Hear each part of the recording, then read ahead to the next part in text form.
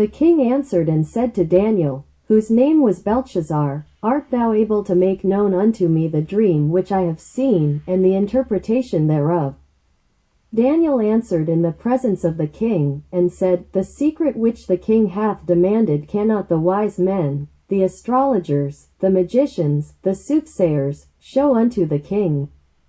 But there is a God in heaven that revealeth secrets, and maketh known to the king Nebuchadnezzar what shall be in the latter days. Thy dream, and the visions of thy head upon thy bed, are these. As for thee, O king, thy thoughts came into thy mind upon thy bed, what should come to pass hereafter, and he that revealeth secrets maketh known to thee what shall come to pass. But as for me, this secret is not revealed to me for any wisdom that I have more than any living, but for their sakes that shall make known the interpretation to the king. And that thou mightest know the thoughts of thy heart, thou, O king, sa west, and behold a great image. This great image, whose brightness was excellent, stood before thee. And the form thereof was terrible. This image's head was of fine gold, his breast and his arms of silver, his belly and his thighs of brass, his legs of iron, his feet part of iron and part of clay. Thou sa west till that a stone was cut out without hands, which smote the image upon his feet that were of iron and clay, and brake them to pieces. Then was the iron, the clay, the brass, the silver, and the gold, broken to pieces together, and became like the chaff of the summer threshing floors, and the wind carried them away, that no place was found for them. And the stone that smote the image became a great mountain, and filled the whole earth. This is the dream, and we will tell the interpretation thereof before the king. Thou, O king, art a king of kings, for the God of heaven hath given thee a kingdom, power, and strength, and glory.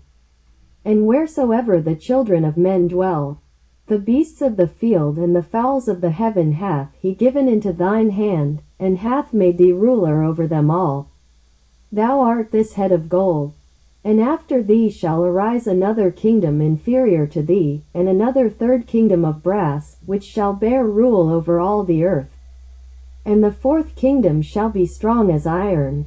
Forasmuch as iron breaketh in pieces and subdueth all things, and as iron that breaketh all these, shall it break in pieces and bruise.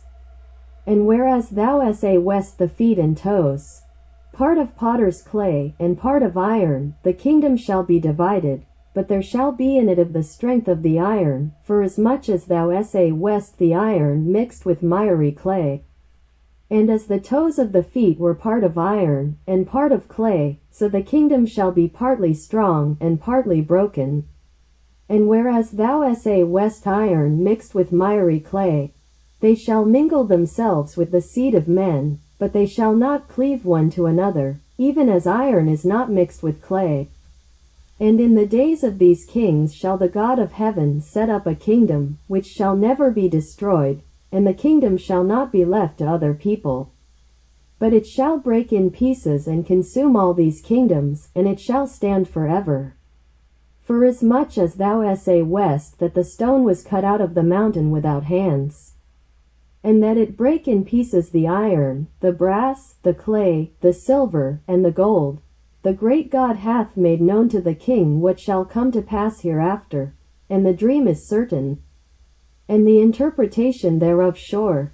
Then the king Nebuchadnezzar fell upon his face, and worshipped Daniel, and commanded that they should offer an oblation and sweet odors unto him. The king answered unto Daniel, and said, Of a truth it is, that your God is a God of gods, and a Lord of kings, and a revealer of secrets, seeing thou couldest reveal this secret. Then the king made Daniel a great man, and gave him many great gifts, and made him ruler over the whole province of Babylon, and chief of the governors over all the wise men of Babylon. Then Daniel requested of the king, and he set Shadrach, Meshach, and Abednego over the affairs of the province of Babylon. But Daniel sat in the gate of the king.